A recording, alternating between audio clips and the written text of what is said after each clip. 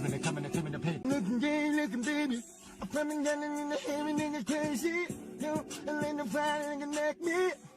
Looking fine in the backseat. Woo, yeah. Get around the seat like yo, coming to the paint. I'm gonna come in the cheek. I'm gonna flood in the gun on the pain. I'm gonna come in the peak. Yeah, I'm putting the phone, tuning the tone. Putting the camera, gotta get it going. Putting the tone. Yeah, I look into another pep with the touch, cutting the clone and the firing and the peering the chick. That's what it's like trying to support some of us, man. If your wife don't support you like that, you gotta drop her, man. Feel me? That's what it's like listening to a lot of these content creators too, man. I be listening to a lot of bullshit and then a lot of people following each other, everybody changing their words based off of, I don't know, whoever they admire or whoever they scared of, whatever. I mean, I don't got no problem with you changing your stance on a player or an idea, but, you know, let it be due to new information, because I like to contradict myself too. I'm not going to front. Like, if you give me something new to look at, you know, new content or, you know, new film, and or even just a philosophy that changes the way I view or frame a certain player, I guess I could change my mind. But when it's happening in droves, it look a little crazy. What's up, Dada Yoda? What's good? You here early. He said waiting for the AK Nation. Yeah, man, we growing. We growing every day because of people like you, man. Shout out to Sadiqa. What's up? What's up? Is my voice too loud? I don't know. Let me know real quick before we get into the subject matter. You know how I'm about to do it. Yeah, I have I'm probably, I don't know what my schedule is tomorrow. I'm going to be on the road. I have like I said, I got a pregnant dog, so I'm trying to see if she drop her pups today. I hope she does, because I don't want her to do it while I'm gone for the next 2 days, but whatever happens, might be a disaster. I hope not. Sounds good. Thanks Yoda. But yeah, so today I dropped this video. I'm dropping this one because I don't think I'll have time to do it tomorrow for a number of reasons. He said, what up, Okoye? Everybody hit that like button for sure. Hold on, this is my daughter. Hold on 1 second. Baby girl, what's up? I'm live right now. I'm doing some work. I'll check y'all out as soon as I get off live. What's up, my boy? Want to see Pop working? Pop working. Love you, my boy. Huh? You want to see? Oh, you can see. Look, you can see. You see it? Yeah. All right. I'll call. He said, well, that's on. It's on the computer. I'll call you back when I'm done, though. Love you. Bye-bye. My grandbaby and my daughter. Ah, man. He said, did you post this on X? I haven't. So you guys go ahead and post it. I'm about to post it with you, though, right now. Good idea. Very good idea. Let me go do that. Boom. It's getting posted right now as we speak. He said, me too, bro. It's time. Boom. All right, matter of fact, I'll repost.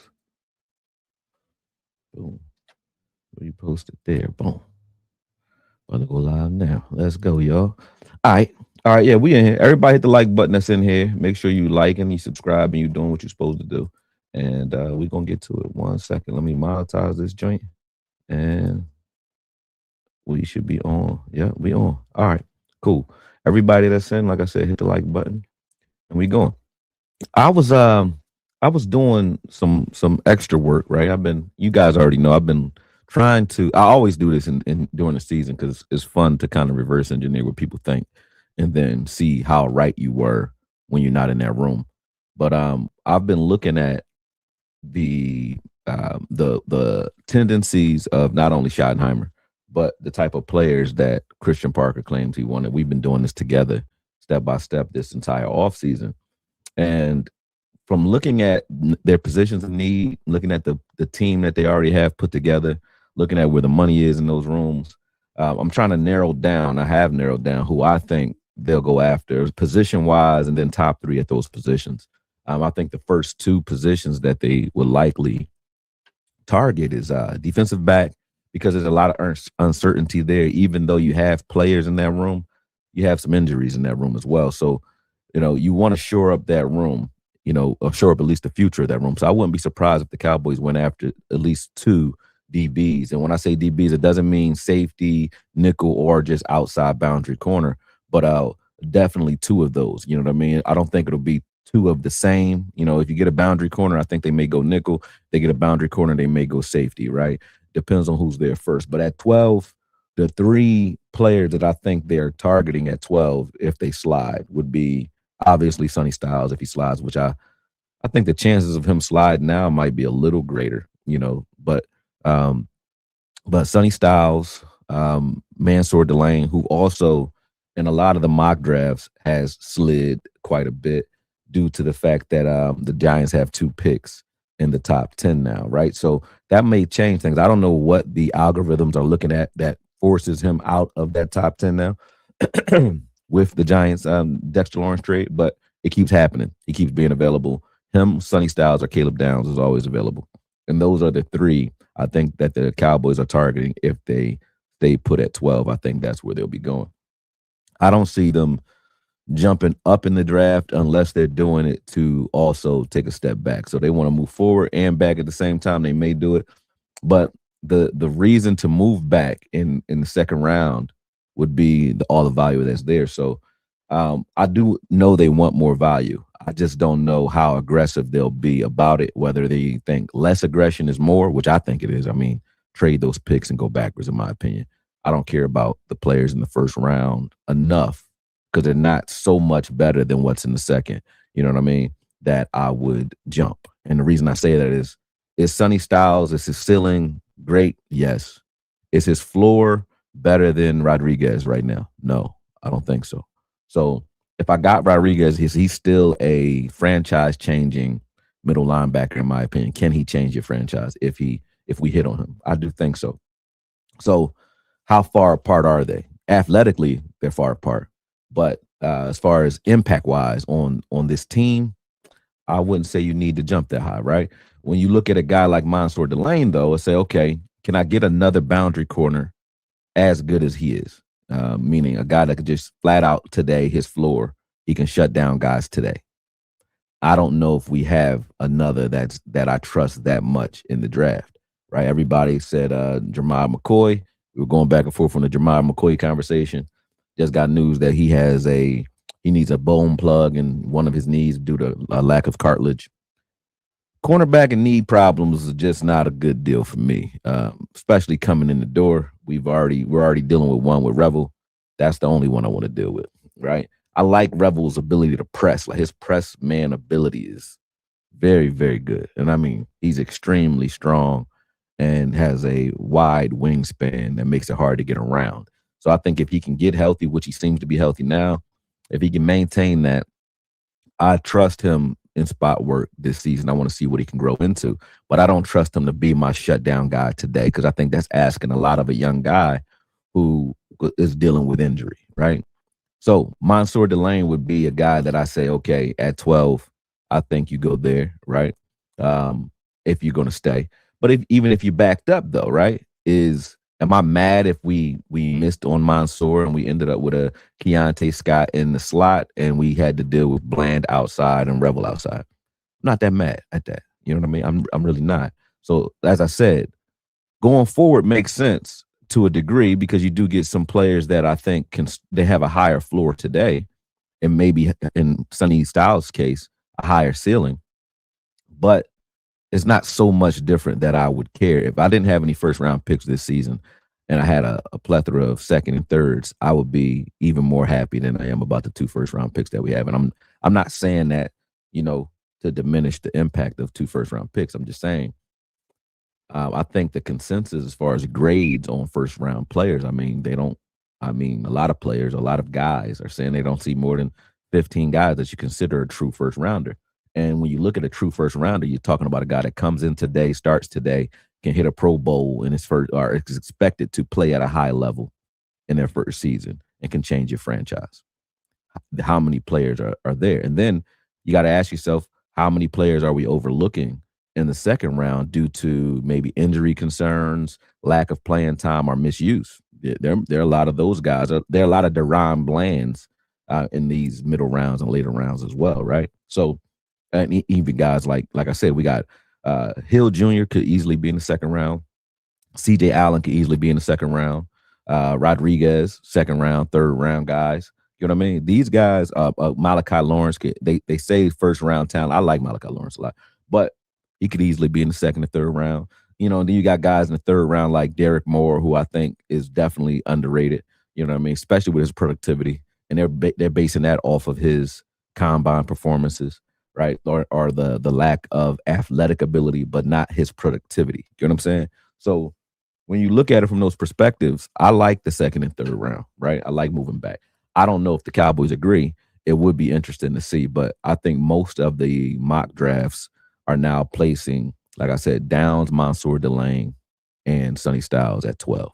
So if we stay at 12, we may end up with one of those three guys. If we trade back at 20, you know, you can do a lot of different things. I mean, I like Mansour. I like not Mansour Delane, but I like Akeem Mesidor. I do like Mesidor a lot, but I don't know if the Cowboys think they need edge over linebacker. That's the thing.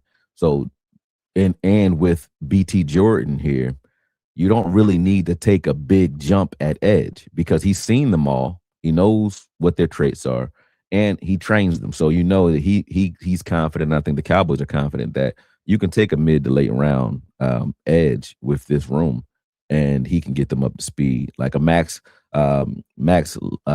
Wayne or whatever his name is, Lee Wayland, I think his name is, from Iowa. I like him a lot. I like his spin move. It's crazy. He has a pro level spin move. But I think him with a BT Jordan would be an excellent pass rusher, and he's easily going to be in the fourth or fifth round. You know what I mean? You got guys like Mason R. Thomas, who's going to slide, that I think BT can do wonders with. I just mentioned Derek Moore. Cassius Howe's not going to go that far, but Romello Height, because of his weight, he may slide a little bit. You know what I mean? So guys like that, and I look at Romello Height as a guy like Benito that that I think BT Jordan can do some things with. So you don't have to jump very high for an edge when you have. That's the whole point in having BT Jordan here. He's a cheat code when it comes to the draft, not only from visibility, but also because of his ability to sort of get these guys up to speed sooner, you know, across the board in that front seven. So that's very important, very important. So the two positions that I think you need to go three deep in are linebacker and DB, right? So when I say DB, it could be Thieneman, it could be Downs, it could be it's about approaching and addressing the nickel, right? So it could be Thieneman, it could be Downs, it could be Mansour Delane very early. And those are the three I think they're looking at. And then Keontae Scott is a name that keeps coming up as well. So when you look at those guys, I think if you're looking at true nickel, your three at true nickel are Keontae Scott, Pons, and Stoops. I think that's what they're looking at there. If you're just looking at a guy that's going to play nickel, you know what I mean? Your boundary guys, I'm looking at Muhammad. I'm looking at also Mansour Delane and Igbenosum, I think his name is, from Ohio State. I think those are your three corners on the boundary. If they decide to go boundary, I think they're probably their top three if they're there in the first two rounds, right? And as far as safety, you got Thieneman, you got Downs, and it depends on what you're looking at Kyle Lewis as. If you look at Kyle Lewis as a safety, especially a nickel hybrid safety, then you get a lot of value with him. And he's a tricky one. Him and Harold Perkins are very tricky because they can go up or down depending on what position you're looking at them as, right? So that can affect how soon you pick a guy like that up, right? You're like, okay, do you go, Lewis at 92, or do you go sooner due to the fact that, if you're looking at Kyle Lewis as a safety, I think he has way more value right now, So, and then his linebacker play ability still gives him more value as a safety because you can still box him up and use him in spot work as a linebacker as well. So it's going to be interesting to see what they look at there. But from linebacker, if you're looking at true linebacker, you got to throw Sonny Styles in there because he is a linebacker. So he would be probably your number one. And then Jacob Rodriguez, Hill Jr., CJ Allen, those guys are right behind them. But I would say my top three that I think the Cowboys would be likely to want would be Sonny Styles, Jacob Rodriguez, and Hill Jr., right? I don't think that means CJ Allen doesn't have a shot here. I just think that those would be their top three. and then you still have value elsewhere as well outside of that top three. But those are the three that I'm looking at linebacker, and then at corner I just named nickel. Nickel I said Keontae Scott, Pons, and Stukes. I think that's where they are there.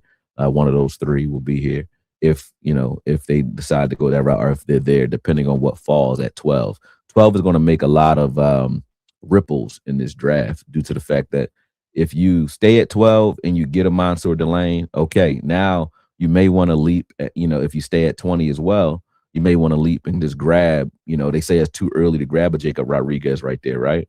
But I don't think so, because you don't have a second round pick. So, you want to jump and pull a guy that you think is 16 spaces higher than he should be, but then, not get any linebacker at all if you miss this guy, right? So they're going to have to make a jump at 20 if they don't trade back. And there's going to be DB and linebacker one way or the other. If they grab a safety, even if they grab Caleb Downs, it still doesn't change anything. I think they still jump at linebacker at 20. I don't see them going pass rush in the first two picks if they stay at 12 and 20.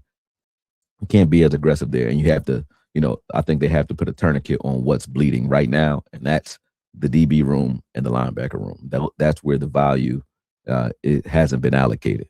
When it comes to edge, they have guys that they have invested in. They have invested in Ezra, who's coming back from injury. He might not be back to the middle of camp, so you do want another guy in there, but he doesn't have to be a guy that comes in and takes the job today. He has to be able to come in and contribute, and that doesn't mean first round, pick. That not necessarily, right? So we're gonna dig in. I'm gonna pull some film up too. You know how I do. I'm not gonna leave y'all without the film, but let me jump into the comments and see what's going on before we go into that. Y'all know what to do. Make sure y'all liking, sharing, subscribing. You know what I mean? I appreciate everybody that's already a member. I'm converting to members only chat in the next, probably by the season, depending on how many members we get up to. And I'm wearing the jacket too. So this is the jacket that I'm auctioning off. Shout out to These Peak Lips, or Iris from Philly. She's a designer that does cool fashion, man. She did this jacket for me in like 2018. Cost me a grip too, but I'm giving it away once I get to that 1,000 member mark. But the reason we'll be converting during the season, because a lot of you guys kind of you give me a lot of things to talk about, right? So I like the chat and I like what you guys are doing, but I need this channel, like I said, to grow, because at this point, this is what I plan on doing the rest of this year, man.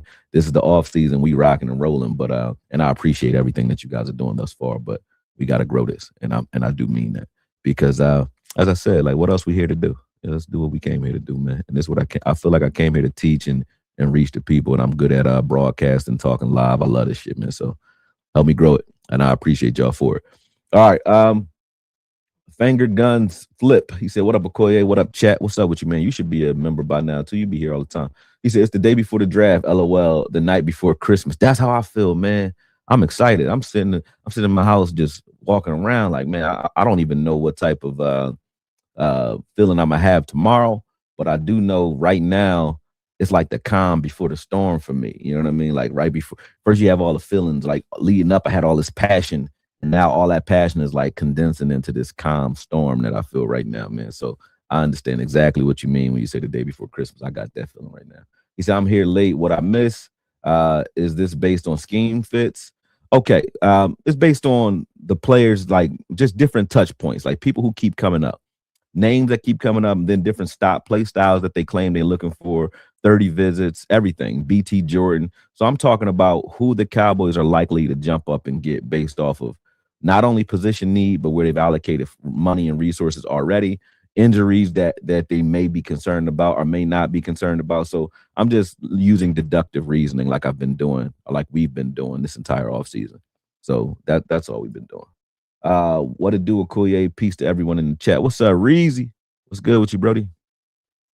He said, Hood or Johnson? I like Hood because, when you look at what Christian Parker's doing right now, he's not really, I mean, not that Johnson is extremely tall, but he just like shiftier guys that can get in and out of the breaks. It looks like he wants explosion at the cornerback position, more so than just length and power, right? He wants explosion, meaning, and twitchiness. Once you're able to get in and out of your breaks, and I think Hood does that a little bit better. But get in and out of your breaks and be a twitchier guy. I like Johnson, though, a lot. I think both of them would be good here, but I just think that they would probably go Hood over Johnson, in my opinion, based on the scheme. Hey, driving. So being very short with answers right now. What's up, Soul Goddess? No problem. I know this defensive line scheme, getting big impact linebackers, not as important, but building front seven help back in. Um, with this scheme, yeah, getting big impact linebackers not as important. You say, it is, but it's, you don't need linebackers that are the prototypical linebacker, meaning they don't need to be able to shed as soon. Number one, you can teach them with BT Jordan. I think you can teach a guy to shed. But number two, these fronts will allow you to flow a little bit more sideline to sideline. So I think they're looking for a prototypical linebacker that can do linebacker things. Like definitely wants you to be able to shed, but also be able to get to the edge, get sideline to sideline, because those types of plays are the type of plays that stress this defense. When someone is able to seal any of those outside linebackers on the outside, you need a linebacker that can come in and erase that. I have a lot of film for Demarion Overshown. I'm going to show some film for Bland as well, just to show like why I say the things I'm saying. I'll get into that in a second. I like Malachi Lawrence. He's half D-Law, half Micah. Yeah, I guess that's a good way to put it. He's explosive and crazy. I like Derek Moore too. I don't hear a lot of people talking about Derek Moore. I haven't mentioned this. A lot of people haven't mentioned his name, but Derek Moore is nasty. At Okoye, that's exactly 100 what I want. A plethora of second and thirds. Yep, that's what I want. Me too. My linebackers outside of Stunning Styles are Rodriguez, Hill, Gallday, and Trotter, Elam's Orr. Yeah, that's a good lineup. I think the top three it would be Rodriguez, Hill. I don't know what they feel about Gallday. I don't know if he went on the 30 visit or not, but I don't know what they feel about Gallday. But I know those top three that you have there are the Cowboys' top three. So depending on how this draft goes, if Styles gets taken early, Rodriguez will probably be the guy that ends up here. And I think the Cowboys will likely stay at 20 and just pick him. Unless they can get back to like 30. I think that they think he can last until 30, but I don't think he's going to be here much longer than that. 30 to 30. They have him listed as like 36, right? In the top 100.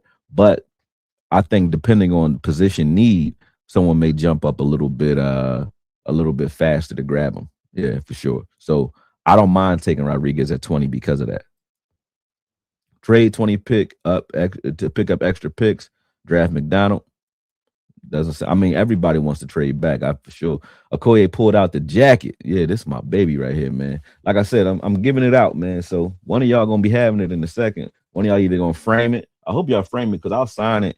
Y'all could just frame it so it don't get damaged. Because I'll be mad if I'm like, yo, who won the jacket in the raffle? And then you show me the jacket and it look like your dog been chewing on it. I'll be mad as hell.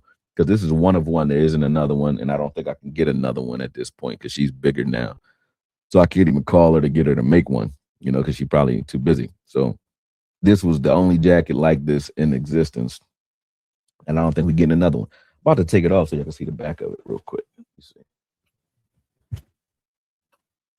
But this is my baby.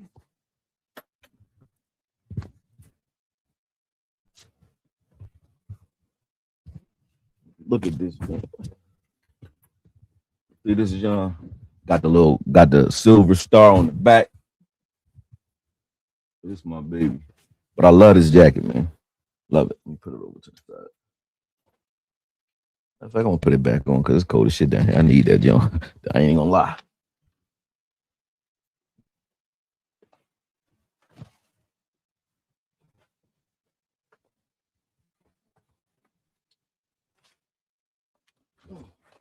All right. But yeah, pull the jacket out, man.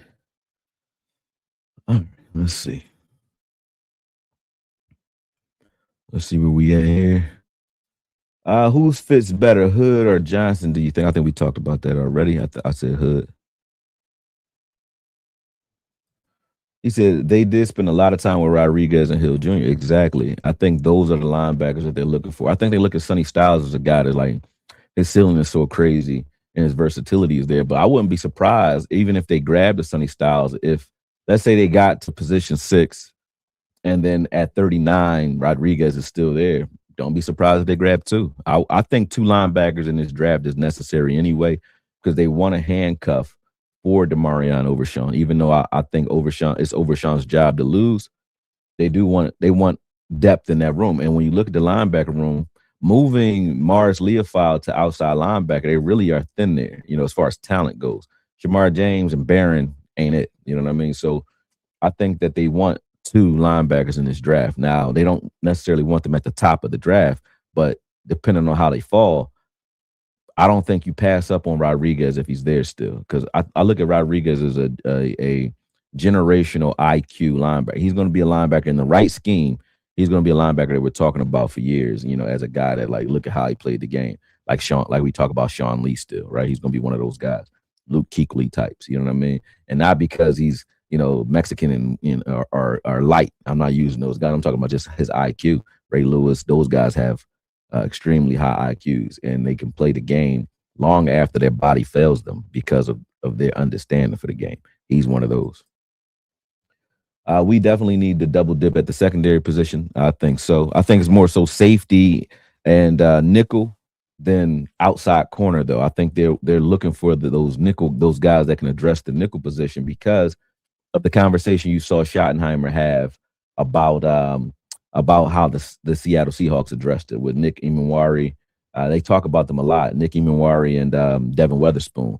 So they're looking for those types. And if you're looking for that type, you're looking at D'Angelo Pons, you're looking at Keontae Scott, you're looking at Traden Stukes or whatever his name is. I think those are the guys that you would be looking at if you want versatility like that. Emmanuel McNeil Warren, too, though, and Thieneman are guys that I think can play in that versatile role, too, but they're more so the Nick Emenwari types. If you look in Devin Weatherspoon, it's Keontae Scott, Pons, and Stukes. If you look in Nick Emenwari, or DeJean, you're looking at Thieneman, you're looking at Emmanuel McNeil Warren. I like what Jalen Kilgore does as well from that safety position. So it's getting down to the wire, man, and we got a lot of the thing that I like, though. I've never been able to I've never been able to see this much depth as far as like depth that addresses so many different unique positions that I know we want to look at. You know what I mean? I'm talking about hybrid positions and so on. We had a lot of options. Like, think about how you can address nickel. You can address it with Kyle Lewis and Harold Perkins.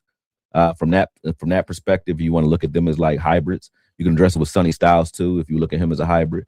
You can address it as just a traditional nickel type guy, like I said, with Pons and Keontae and Stukes. You can address it as a safety tweener, that Brian Branch type. If you're looking at Downs, McNeil Warren, and Thieneman and Kilgore, you got guys that can do it a bunch of different ways. So there is no real wrong answer, because even if you say I want to address nickel, how do you want to do it? You can do it a number of ways, and you can do it two or three, right? So that's good for us, because it means that if you miss on one, you still have options, and they already understand what those options are based off of what they've already said to us. You know what I mean?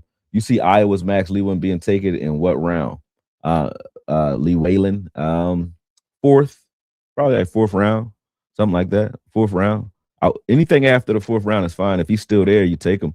Fourth round, though, I like him. Third round, even if you really needed one. But I think fourth round. I don't know why he's not getting more buzz, but maybe because his athleticism wasn't off the chart, but his length and his tenacity, the way he works, he reminds me of a guy like, like a TJ Watt, a Jared Allen type of guy, where it's like, why is he so productive?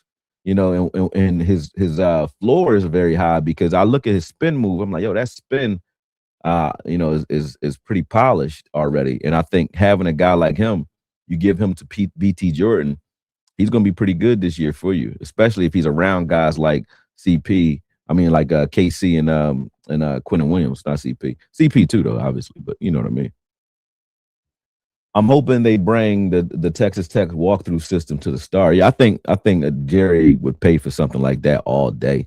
That's brilliant. I think if you want smart players and you look at what Texas Tech is doing with that broad screen to do your walkthroughs, I think the NFL is going to adopt that at some point anyway, all the way across the board, because it's the best way to get your team in sync and on the same page if they're tuned in. If you want to be good in this game, you got VR, you got all these different types of tech, advances and breakthroughs that can make your team, or have an edge that they currently don't.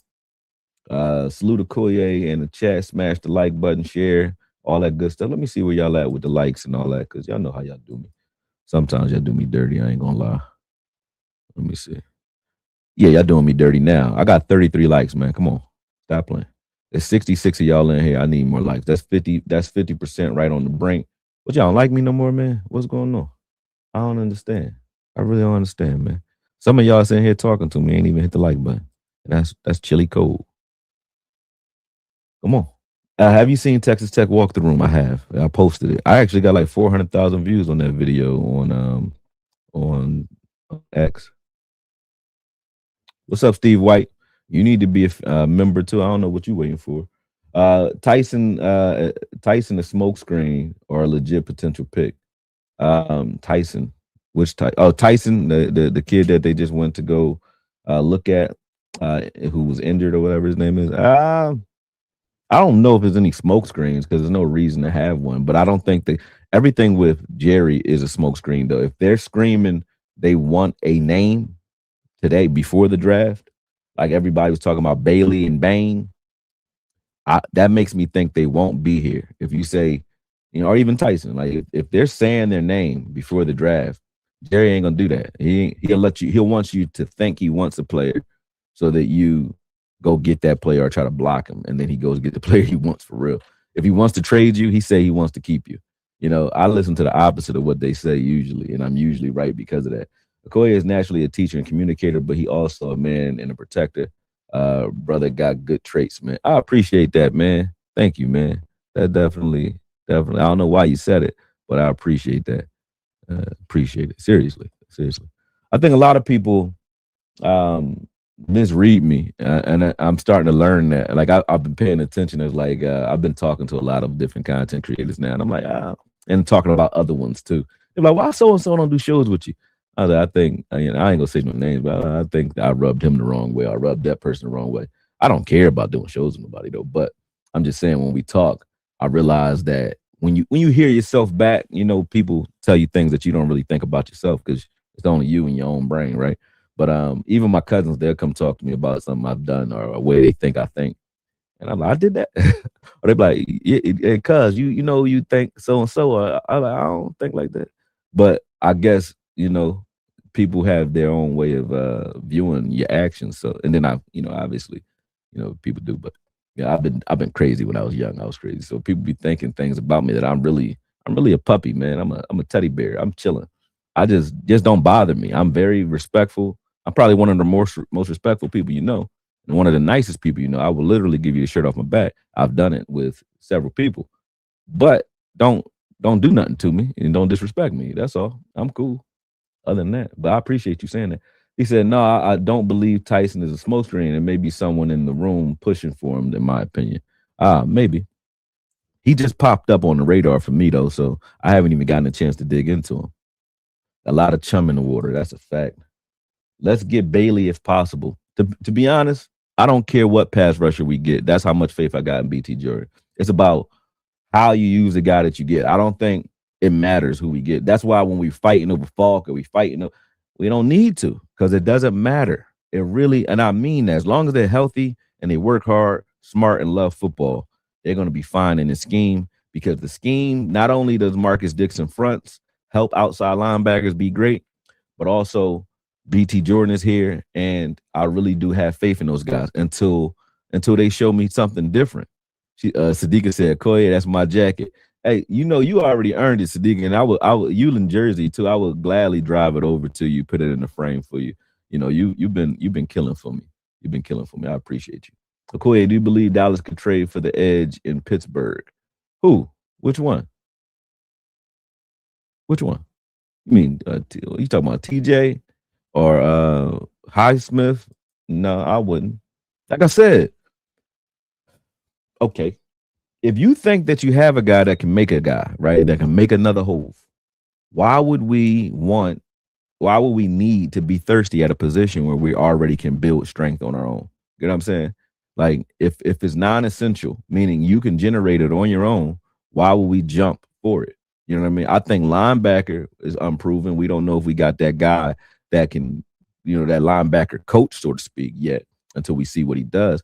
But I do know the fronts that these linebackers are going to be playing behind is a linebacker's dream, right? So even linebacker, there's those positions in the front seven.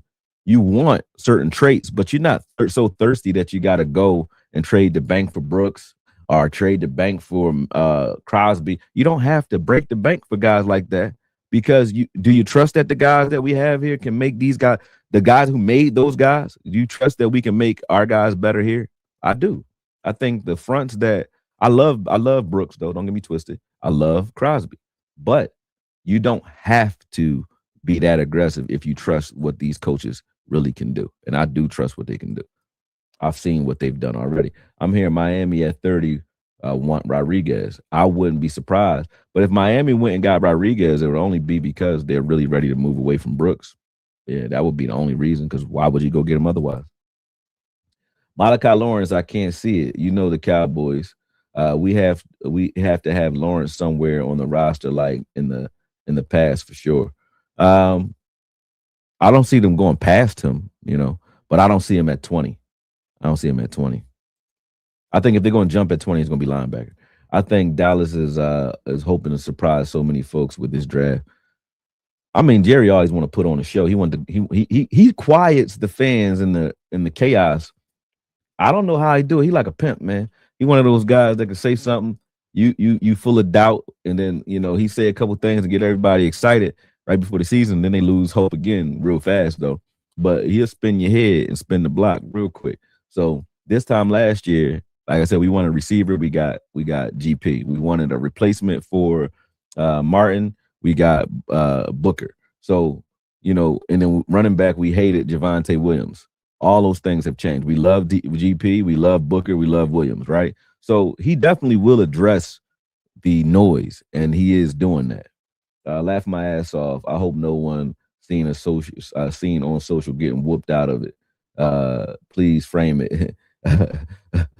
It's definitely unique. Yeah, don't get beat up in my jacket. God damn, just frame it. Yeah, don't get beat up in this jacket. None of that, man. You're right. They said Miami need everything. He said Demo is small too. I just found out he only 220. Y'all got to stop that. I don't know how big y'all think 220 is. You really think that 230, the difference between 230 and 220 is that crazy? I got fighters who cutting weight right now, right? They eat 2 cheeseburgers tomorrow, they're gonna be back up 7 pounds. For real. You know what I'm saying? It's really like that. So getting, and Demo's not 220 anymore either. He's 230 now. But when you look at guys like Zach Bond, he's an all-pro. He's about the same frame as Demo, 6'3", 225. Zach Bond is not 250. He's 6'3", 225. He might be a little bigger now, but when they have you listed at 220, that don't mean, like, y'all looking at what Google says a person is based off of the last time somebody put them on a scale. That ain't got shit to do with how much they really weigh, number one. Number two, when you look at Demo, he is not a little guy. They got him listed at 6'2". He's 6'3", 6'4" really, but he is not little and he's not too small. Not at all. Not even close. Not even close to too small, bro. And when you say that, right, Ray Lewis was 6'1", 225 coming out of college. Ray Lewis was little, undersized for real, right? So you can grow. It's called the weight room. You know what I mean? Put in the work, you're going to get bigger. Aaron Donald is too little. Aaron Donald was 6'1", 275. And really, the 275 and 280 is ballooned up like Osa. Like Aaron Donald, really, if he wasn't such a gym freak, he would comfortably carry 6'1", 240 to 260. That's where he should have been.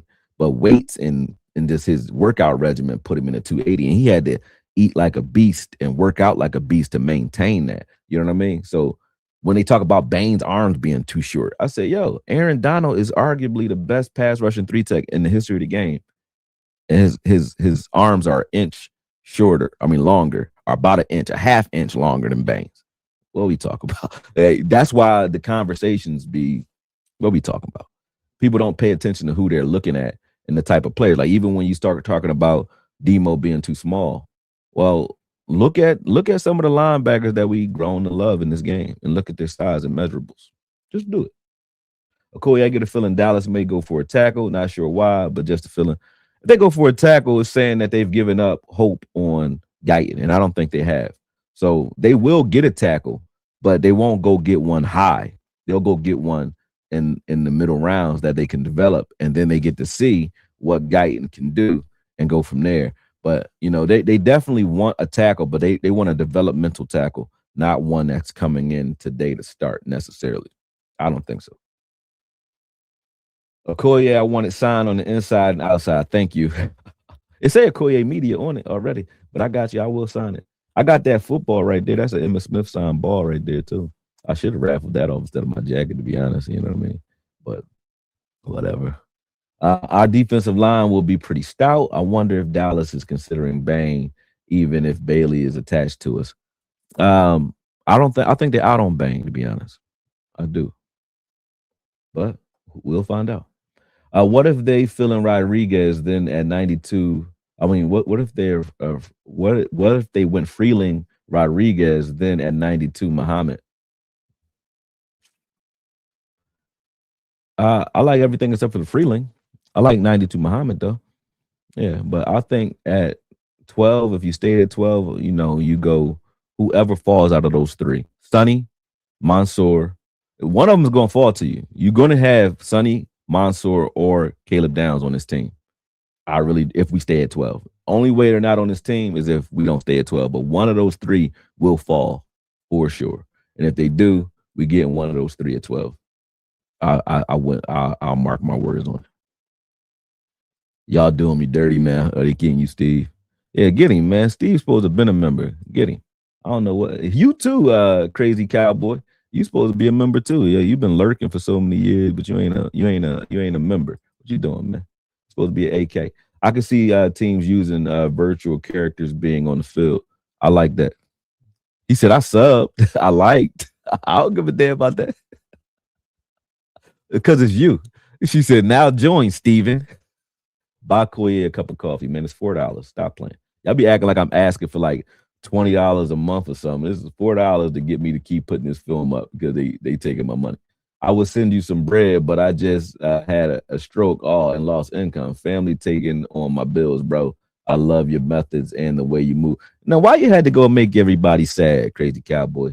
Everybody send Crazy Cowboy some love, man. Sorry to hear that. Seriously, man. Been dealing with a lot of that in my family. Well, I have dealt with a lot of that in my family over the last 6 years too.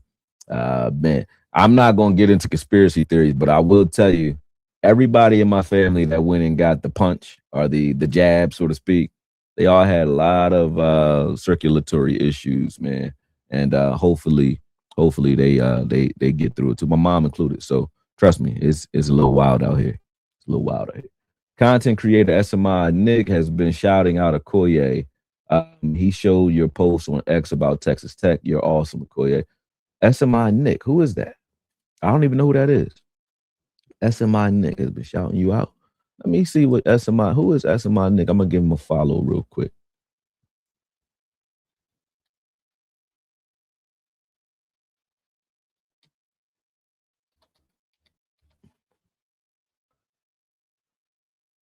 He's a content creator? Is that SMI Nick _? Is that him? I don't know otherwise. Yeah, I don't know. Search and explore. Let me see. SMI. Send me his ex so I can know who I'm talking about. I don't want to give the wrong person respect. You know what I mean? But yeah, let me know. I don't know who that is. SMI Dash Nick has been shouting you out.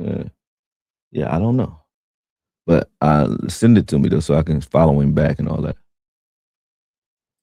Steve said I can't pay. All right, Steve, stop it. Oh, you mean the button? Is something wrong with the button, or you mean you can't? I'm not trying to put you on the spot. All right. Yep. Come through and grab monthly cup of coffee, then you become an AK family member, man. Yeah.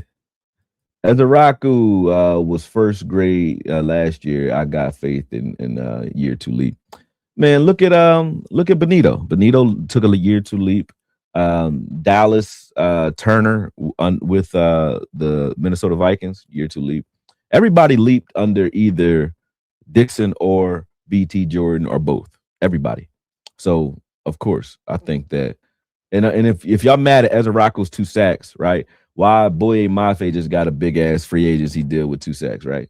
Why, right? So it's like, oh, that's good. They were like, we would have took Mafe. Well, he got the same sacks as Ezra Rocco, and I think Ezra Rocco, as I said, he just needed a guy like BT Jordan to teach him a few things, right? And I think he'd be fine. That's fans that are thirsty. Then they hear Crosby on the market or whatever. Yeah, they go crazy. But and not like I said, it's nothing wrong with saying that Crosby's a good player. Nothing wrong with saying, hey, I want him. I do too. But am I what do I want to give up for him? Nothing in this draft I want to give up for Crosby. But I don't mind doing it after the draft and loading up this year. So get what you want to get in the draft. You still have holes. Use the draft capital for 2027 and 2028 to get who you want, right? Like we did with Quentin Williams. Do it that way, and it's cheaper. Why the hell? We've done this over and over again. We did it with Cooks. We did it with we just did it with Gary. People was like, oh, Gary was gonna get cut. Dumb ass. Y'all dumb when you say that. No offense. Oh, it's offense. But you know what I mean, though. If he got cut, we would be competing. We would have paid more in free agency for him. And if he got cut and then somebody paid him crazy money, y'all would be like, see, we should have went after Gary. Ain't nobody go after Gary. Okay. But we got to have a 1-to-1 negotiation with Gary's team because, you know what I mean, he was still under contract when we went to go get him. That was smart as hell. That was smart. Outside of moving picks 12 or 20, do you see any moves we could make to get in the second round of this draft? Any reasonable movable pieces on the current roster?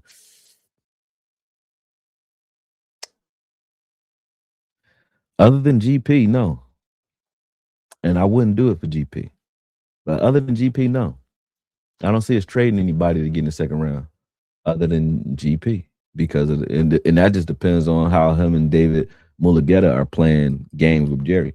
Beating up in a Okoye jacket would be wild, crazy work. I think if somebody beats you up in this jacket, I might avenge you and shit. The Okoye spirit's gonna come get you.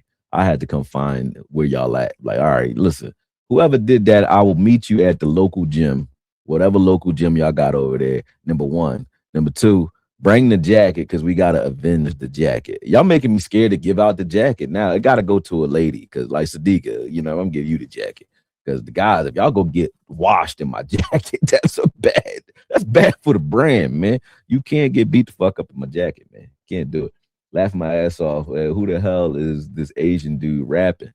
Yo, that joint had me cracking up. That's how I look at a lot of these content creators. You know what I mean? A lot of people out here, man, they be just talking. Like, what are you talking about? Just saying shit, man. Shut up. I only reference Demo size because people saying stuff about Rodriguez being 231. Oh, okay. Yeah. Well, 230 is nothing wrong. Listen, Levante David has been 230 his entire career. His entire career. You know what I'm saying? He said Debo at Texas 220 though. He not 220 though. I don't think he's 220. I don't think he's 220 anymore. Okoye, should we trade with KC sending them 12 and 20 for 9 and 29 to get Downs and Rodriguez? Yep, I would do that all day. But honestly, I think about it this way. Why trade to get to 9 when Downs probably going to be there at 12 anyway? Why trade to get to 29 if you could just take Rodriguez at 20 if you're going to do that? You get what I'm saying? So no, I wouldn't do it unless you're getting something extra from KC on the back end from that, like a second or a third, you know, then yeah. But if I'm just trading spots in the first round, no, I wouldn't do it because you could do that anyway. At 12, you're gonna get one of the safeties you want at 12, Thiemann or Downs. So if you want a safety that bad, just take Thiemann or Downs. They both gonna play very well in the scheme. And if you want Rodriguez so bad, just take him at 20. What difference do it make? You know what I mean? So we would have to get something more than that. Overshawn lift some weight on while he was out. I would have believed 220 before, but now no, but not now. Yeah, I feel the same. Can Bane add weight on his frame, move inside for real? Yeah. I mean, Bane Bane would be like I said, Bane. Have you seen him deal with guards and so on the interior? Yeah, he could do it. Bane is not just the outside rusher. He's a guy that you can move up and down your line, and he's like a chess piece. Uh, Plus, those dudes lose weight during the season. Yeah, they lose weight and gain weight during the season for sure. Your frame has a lot to do with it as well. When I was 245, I looked 260. People think I look like I'm your frame definitely got something to do with it. Like the way I move and the way I just present, people be thinking I'm lighter than I am. They be like 220. They be like 215. I'm 240. I'm 240. I just don't look 240. And I was 265 for a long time. And I'm talking about for like 2-3 years right after I had my daughter. I was eating like my fiance was eating like a half a pack of bacon the whole pregnancy in 2018. So I blew up from 230 all the way up to 265. And then I came back to like 240. And then I got down to like 228 all last year. Now I'm at like 235 again. You know what I mean? So that's just, and I'm talking like 235 on OMAD, 1 meal a day. That's just naturally how big I am. I'm just 235 all day. I'm like Marshawn Lynch. You know what I mean? Like a stout, stocky running back type bull. You know what I mean? I'm not tall. I'm only 5'9", but I'm like 235 all day. I don't go nowhere. It don't go nowhere. Stay like that. And my legs are like tree trunks. But when people see me, they be like, they say I'm lighter because they'll be telling me. Like I remember this girl. She told me that at the gym, she was telling me that another guy wasn't 270. One of the guys I'm sparring. I'm like, no, he 270 for sure. She's like, nah. I said, how much do you think I weigh? She's like, oh, like you like 215, 220. I said, I am 230. I got it's a bug or something in front of me. Where's that though? Where did it go? I don't know. It's a little fly or something that just flew in front of me. Gotta kill him. Savage, he said, I wrote that because I heard Okoye say frame his jacket. I just thought about how rowdy some AK family is. Yeah, frame it for sure. You don't want Bane inside full time. Yeah, it takes away from. Yeah, spot work, not every down. Never. Okoye, we're all drafting. We all know we drafted Caden Proctor. I'll turn the TV off, man. Turn his TV off for sure. I'll turn that shit right off. Like, fuck this shit, man. I'm out. Where the hell did that motherfucker go, though? Because I don't want him on me. It give me, like, the willies when I see certain bugs, because I don't know what the fuck it is. It might be a mosquito. I'm wanting to clock out so I can buy a Cowboy Draft Day hat. I need one in my life. My homie's going down to the draft in Pittsburgh. I'm going to be in Cincinnati, so I can't go.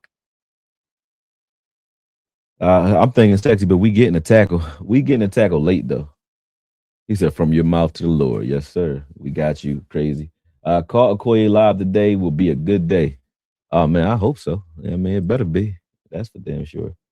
Caden Proctor has slow feet. Not sure he would be an upgrade to Still. He probably wouldn't. Still all right, man. He not great, but he all right. I'm trying to get down to the bottom of your chat so I can get into the film. Ain't no conspiracy, Okoye. We know what the deal is. That jab is not for us. It's not. Yeah, that jump been taking guys out, man. Taking a lot of people out. I think that's why Deion Toes got cut off. I ain't even gonna lie.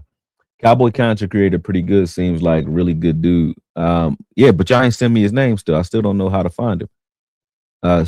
Saturday morning inspection is his name. Look up SMI Cowboy. All right, I'm gonna look him up on YouTube though. Let me see. Is that the is a white dude who looked like he going bald a little bit? Is that him? I think I have watched him before. Let me see.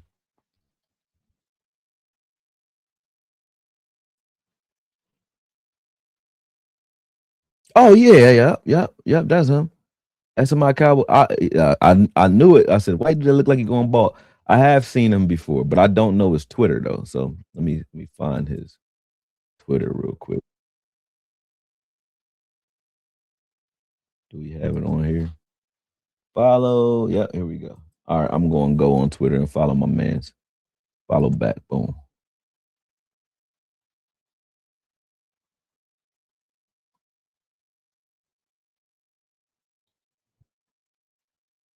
Yeah. All right. So that's my cowboy. I follow you now, brother. Much appreciated for the love. Let's see. I don't see the shout out that he gave me though. Oh yes, I do. He did the Dayron Bland one right here. He just added. Boom, boom, boom. Oh, he went back with that one. I seen. Dope. Dope. Yeah, I didn't see that before, but I appreciate him for that. I watch his show. I've been watching him for a minute. I just never paid attention to his name. But he pops up on my discovery page every once in a while and I watch him. Boom. He said he does great content for the Cowboys. I will check him out some more, but I know who he is already. I've seen him. Under BT Jordan, I think Donovan can have at least 8 sacks this year. So easily. How high, what round would you draft Perkins from LSU? 92, easy. 92, 112. One of those two picks. The thing is, it depends on how you look at Kyle Lewis. So I look at both of them as guys that I would use similar in this defense. They would be safeties, safety hybrids, right? Safeties that have the ability to help out versus run and near the line of scrimmage, right? So both of those guys, because their linebacker background, would be coveted by me. It's whoever has the highest upside as far as IQ is concerned, and that'll be determined by the guys who spend time with them. So if one is gone, so if Kyle Lewis is gone, yeah, I would grab Harold Perkins easily at 92. Very easy. If he's still there at 92, I would take him right then off the spot. If Harold Perkins is gone, I'm taking Kyle Lewis. But I wouldn't mind. Yeah, like I said, I wouldn't mind either one of those guys. He said maybe Ferguson is available for trade. Nah, nobody gonna trade a second round for Ferguson. Nobody giving you that. KZ Cowboy, do some research on minerals and herbs. You can make a remarkable progress to the body. Yo, they not lying. I'm gonna give you a book to go get. Matter of fact, let me turn this around. Should I turn it around for you real quick? I don't know if it'll mess my setup up, but let me see. I'll probably turn it around and it'll break too much stuff. Hold on a second. Look at my setup right here, man. See all that over there? All that is in the corner over there is herbs. Nothing but herbs. It's a whole shelf full of herbs. So they not lying to you with that. That's for damn sure. That's like I got friends. They call you. You want to get the? I'm gonna go get this book for you too. Seriously, hold on.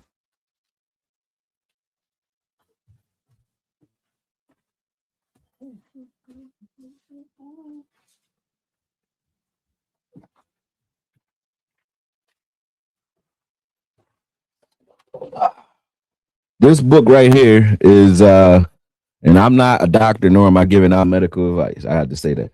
But this is the Anti-Aging Encyclopedia, 4th edition by Dr. Joseph B. Marion. You definitely want it. Everything or anything that you can think of being wrong, whether it be COVID, all of it, it's all in there.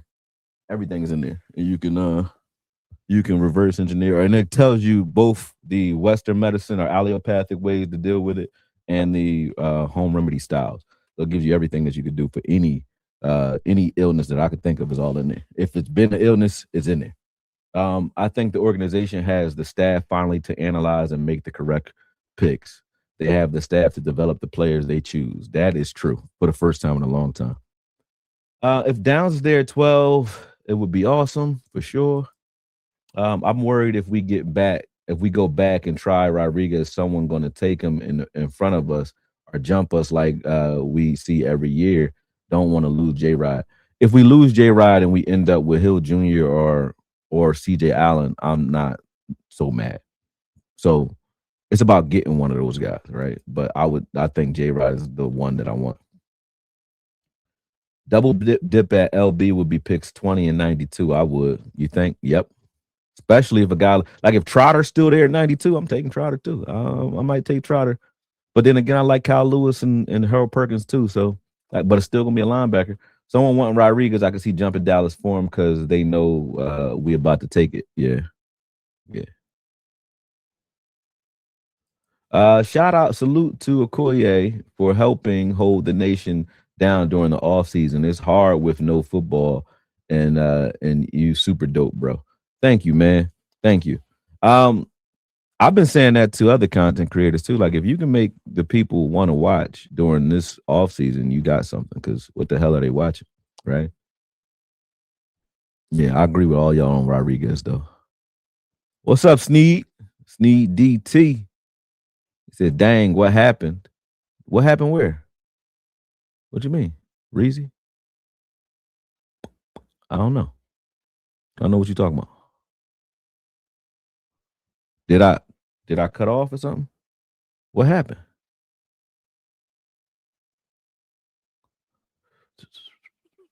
Damn, there go that fucking bug. Every time I move, he fly the fuck away though. Where the fuck he go? Excuse. Let me know if what you mean when you say what happened, Reezy. I don't know what you mean. Did my chat go off? I wanna know that before I go further. Let me know. Donovan had a 90 password grade coming out. Praised his bending as elite, and said he was most pro ready. Then they play him at defensive end instead of outside linebacker, and we go back to 3-4. Yeah, that's smart. I would say it just lagged for a second. I probably lagged because I turned the computer around for something. I don't know. Okoye, what you think of Red Murdoch? Late, yeah, I like him. I may have asked you already. Yeah, I like him late. I think he's slow as hell though. I ain't gonna lie. You know what I mean? He's slow. Sadiqa, appreciate the memberships. Appreciate that. Laverne, this one of my clients, my blind client. Miss Laverne, how you doing? I'm good. What's going on? How can I help you? Mm-hmm. Mm. When do you want to go? Okay, I'll hit Tyree up. I got you. And Sandra's in a meeting, but after that she'll probably be to you. Okay. All right. All right. See you later. Okay, she blind, so I got to answer the phone when she call. Okay. He said I was just wondering what the deal was. Yeah, I don't know when it lagged, so I couldn't tell you. But I got it hardwired up now, so I should be fine when it comes to the internet, man. All right. All right, here we go. Now it's time for some film finally. Well, we're gonna go with the ones I've been recently working on first. All right. And that is Bland and my man Demo. Put both of them up there. When it comes to All right, Dayron Bland Bland, I think first. a lot of conversations have been had as When to when I was talking whether he about can Bland be a online, I think nickel this is what corner in the SMI Rush draft or do we actually need a boundary did corner? speak to. And that's But because I was talking about Bland is Bland. being I think a paid as lot a of boundary people. corner, Hold but on, he let me has make sure you guys don't hear anything because I don't want that to go over. Can y'all hear me? All right, boom. Our audio was good. Camera had lagged for a second. Fine. Okay, cool. Is it fine now? Everything good now? Give me some ones in the chat before I start talking. All right, we good. Good, good, good. Cool.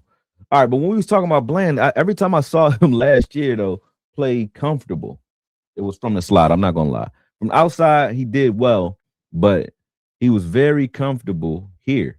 So this is why I said, well, we already have a guy that can play the slot. Now that doesn't mean Bland isn't your perimeter corner in your base formation. I think that's what he should be. Just like the same way they use Devin Weatherspoon as how I would see you using Bland. Meaning in your base formation, you push him outside, he's a corner, right? But as soon as we go three corners, I think you push him inside depending on who that third corner is, especially if it's Mansour Delane you go get. If we get Mansour Delane, this is Bland's job to lose, I think. You know, him being in the slot is where I want him because he just, I don't know, the way he makes plays on balls in the slot, he's very comfortable there. Over and over again, you see him whenever he's in the seam, he's comfortable, and I like him there. That play right there is an elite. That's elite cornerback play right there, nickel corner play right there. You know what I mean? And that's what I do want more of from Bland. And last year, I got pissed off at Eberflus for this play. But last year, I think if Bland would have caught just 2 or 3 more opportunities he would have had 4 or 5 interceptions, right? So we wouldn't have been so mad at him last year either. But check it out. Right now, he's in outside leverage, right? When you look at this defense currently, it looks like too high safety. But you're going to see Wilson, who's right there over Bland, is going to shoot to the flat, which is extremely dumb if you're not having Hooker roll to the middle of the field. Hooker is going to remain on that same hash he's on. I don't know if Hooker did this wrong or if this defense just sucked, but Hooker should have someone should have been in the middle of the field based off of where Bland is. Bland is giving up inside all day to AJ right now. I don't think Bland would have done this had he, thought or known that he didn't have any help. So somebody don't know something right here, or Eberflus. Either way, it's Eberflus' fault because the defense should know what the hell is going on, and you shouldn't call a defense that definitely leaves a guy on the island unless he knows he's on the damn island, right? And watch this. Watch this. Who said what the hell? What's happening? But go ahead, watch this. We're gonna press play. Boom. Watch Bland at the top of the screen. Watch his release initially. Like when he first releases, he releasing to the outside. Let me forward it up a little bit. Boom. Watch that. Boom. Watch his release once again. Boom. He's definitely. This is not Bland not knowing how to cover. He thinks he has help inside, which initially he does. But watch what this outside release from the running back, that spill from the running back, is going to draw Wilson to the flat, which is idiotic. So if you're drawing Wilson out to the flat right here, which you see them doing clearly, boom. Why would you do that? Boom. Look at that. Look at that. Inside leverage. Inside leverage. None. There's no help inside. Look at Hooker. Hooker's all the way to the opposite hash, not even paying attention to what's going on over there. This was an easy pitch and catch touchdown. You know what I mean? So it don't make any sense to me. That don't make any sense to me. But this is an easy touchdown. I don't think that, when you look at Bland, I don't think that he knew he didn't have any help inside. He wouldn't have did that. You said YouTube messing with you, Sadiqa? What's going on? What are they doing? I appreciate the super chats too, Sadiqa. But what's going on? What's going on? I see you talking in there. There go a membership right there. I appreciate that. You said YouTube bothering you though? I'll look into it. Give me a call a little later. We'll get to it. But yeah, that was crazy to me. I thought that was idiotic. Like somebody didn't do their job there, and I'm thinking, it's Hooker, but I really don't know. But look here, this is all in one game, and this is multiple games. Whenever you see Bland in the slot, he was jumping shit. Hold on, here it was Sadiqa. What's happening, Sadiqa? Oh, all right. Mm-hmm.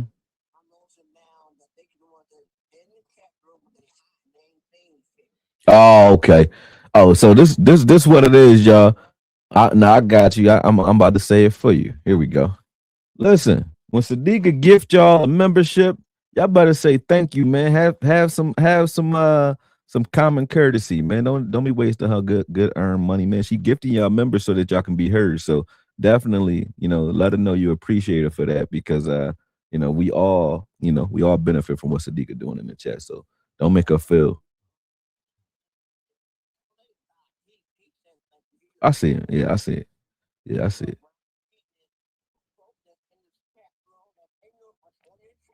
Mm-hmm. Mm-hmm. I got you. I got you. All right, I got you, Sadiqa. Let me get back to the film. I got you though. I got you. I'm gonna address it right now. All right. All right. I got you. All right. I'm gonna hang up. I got you. Y'all pissing Sadiqa off. If she called me in the middle of a show, y'all know y'all pissing her off.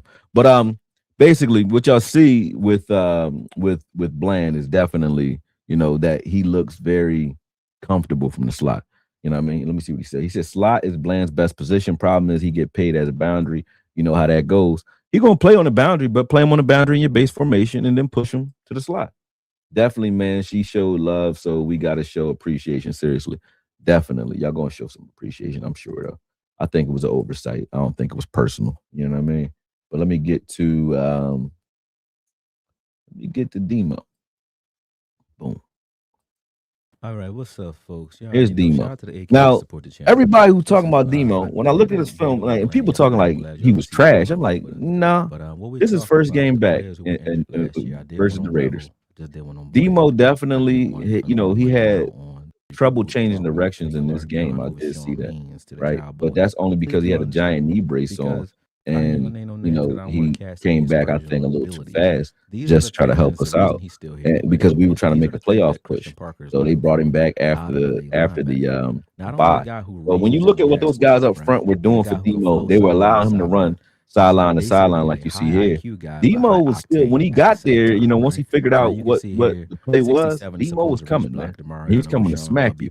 So I don't have a problem with Demo at all. I think Demo, healthy Demo is still, you know, a very good top level Pro Bowl caliber linebacker. I think if he would have played, if he would have followed up his Zimmer season with another season like that last year, he would easily be a Pro Bowl caliber player already. Right? So Demo with these fronts is going to be sick, and I don't have a problem with anything that he's doing. Right here, boom, he gets pushed outside, but he winds up setting the edge right there. Him and Wilson forcing us back inside for those guys. That's Quentin Williams and Leofau that just came and scraped that up as soon as he forced it back inside. But you can see the impact that Demo has in the game. You can see what the impacts that these fronts have on him. You know, like right there, you see they split up Kenny Clark and Quentin Williams. That allowed them to kind of run their game the way they wanted to run it. And Demo and Fowler both met at the quarterback as a result of that. So I look at Demo as a guy that if you take him and you allow him to free up and run sideline to sideline the way he naturally does, he's going to be a problem in this scheme. But I didn't see a guy that was struggling. He wasn't struggling in regards to his ability on the field to like read and react and still be tenacious. He was just as tenacious as he's always been. He just was struggling to change direction due to the knee brace. But he's not going to have a knee brace on. And even with shedding blocks, he didn't have a problem shedding blocks. Blowing sideline to sideline, he didn't have a problem. Look at this sideline to sideline play right here. He just came over and smacked something. Like these type of plays, he's running far side of the field and still going to be the first one to the ball on the outside pitch. Look at how much ground he has to cover. Boom. Cowboys have upgraded their training staff because I haven't had an opportunity to really. Like somebody told me, oh, his missed tackle percentage was high. That's a missed tackle right there. He didn't make that tackle, right? So when all missed tackles are not created equal. When you see a guy miss a tackle and he misses a tackle where, you know, like I said, he comes up, but he hits a guy and then someone else cleans up or finishes the tackle, that still counts as a missed tackle. But not that one right there, but I'm just saying those count as missed tackles, but it's a tackle that made the play. Right there, he just ran up the sideline and tripped something. But look at these tackles in space. He does not miss tackles in space. And this is where missed tackles actually hurt you. When you say your missed tackle percentage is high, is he missing these types of tackles against wide receivers in space? He wasn't. He was missing tackles like he shoots. I'll show you the tackles that he missed. But he'll shoot the gap and make a hit, and then everybody else cleans it up. And they'll say, oh, that's a missed tackle. Okay, it counts as a missed tackle, but it's not one that I give a damn about. You know what I'm saying? It's really not.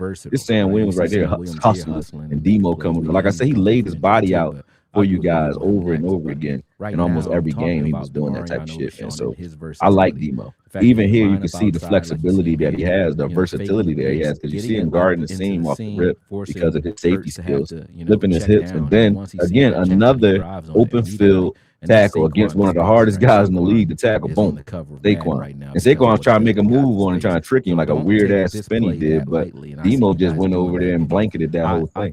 So I don't think Demo's going to have a problem this year at all. Kind of overlooking him right now. And all we need is a 17-game season from Demarion Overshawn for you to get the full impact of what he can do. Unfortunately, he plays so on this play, he shoots his primary gap and forces the cut back. Boom, force the cut. He gets still run, go get the ball. Boom. Like he wasn't missing tackles, not open field tackles. Almost every tackle. He was missing tackles like this. I'm gonna show you the Minnesota game. I guess he was. And when we get to the Minnesota game, you can see. He uses that 6 foot. Hold on. Oh shit, y'all. My bad. Damn. Why y'all ain't tell me that earlier that I was talking in the background, man? I just turned the sound off. So I kind of screwed that part up. It wasn't a voice echo. That video has its own sound on. My bad, y'all. Damn. It's all good. But look at this one. This is an open field tackle right here. That's a bad job. I don't like when I do that. But boom. He misses this tackle, right? But he made this play. Like, look at this. Knifing through the. I'm not mad at a missed tackle like that. You know what I mean? Because he made that play so that they can come up and stop the ball. Boom. That counts as a missed tackle. But that's not, that's not a problem to me. I don't have do y'all got a problem if your guy missed a tackle like this, right? Do you have a problem with this? I don't have a problem with this. But people talking like missed tackles, but all missed tackles aren't created equal. Is he missing tackles that's causing touchdowns, or is he missing tackles that's causing tackles for loss or stop balls? Like that's a missed tackle. And then look at him hopping up. Like he didn't even want to put it. Look at that shows how injured he is. Look at how he gets up.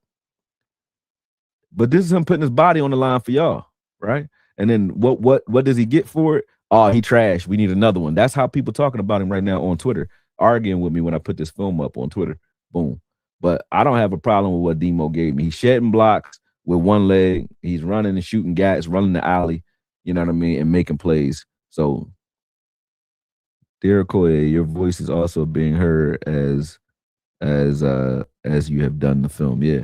I think I put it on mute now, though. It's muted. It should be muted. I'm going to turn it down so you can't hear it at all. Boom. It should be muted, though. Y'all should be good.